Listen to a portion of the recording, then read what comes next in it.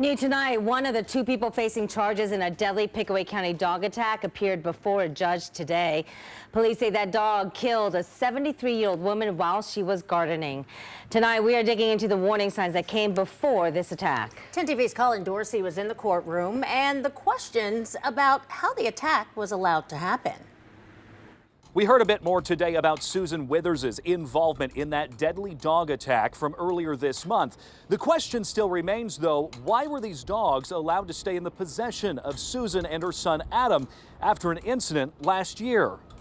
It's an answer that proved difficult to find Tuesday. Susan Withers learned her involuntary manslaughter and failure to restrain a vicious dog charges are headed to Pickaway County Common Pleas for a grand jury. Ashville officer Brian Klein walked through the events of the attack that killed 73-year-old Joe Eckelbarger. Our victim was knelt down planting flowers in her flower bed when the dogs attacked her. But also the attack last year that declared one of the dogs dangerous after court records show it killed another dog and hurt a woman. I was told that the female that had the other dog that passed away had some broken bones, but I can't swear to which. After the hearing, I tried to ask County Dog Warden Preston Schumacher why the dogs weren't taken away before the latest attack, but he referred me to County Prosecutor Judy Wolford.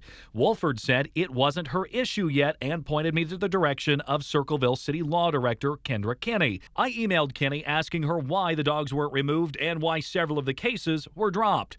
She responded last year's incident happened under her predecessor, Gary Kenworthy. She also said the case dismissals resulted from discussions with Kenworthy and she couldn't comment because she wasn't a part of those discussions and none of her current employees were either. State law requires dangerous dogs be properly locked up. They also must be leashed and muzzled if they leave their owner's property, and the owner needs to carry a special insurance policy to cover any potential attacks.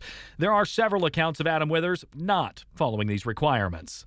Adam Withers, Susan's son, has been identified as the owner of these two dogs. He's scheduled to be in front of a judge tomorrow. In Circleville, Colin Dorsey, 10 TV News.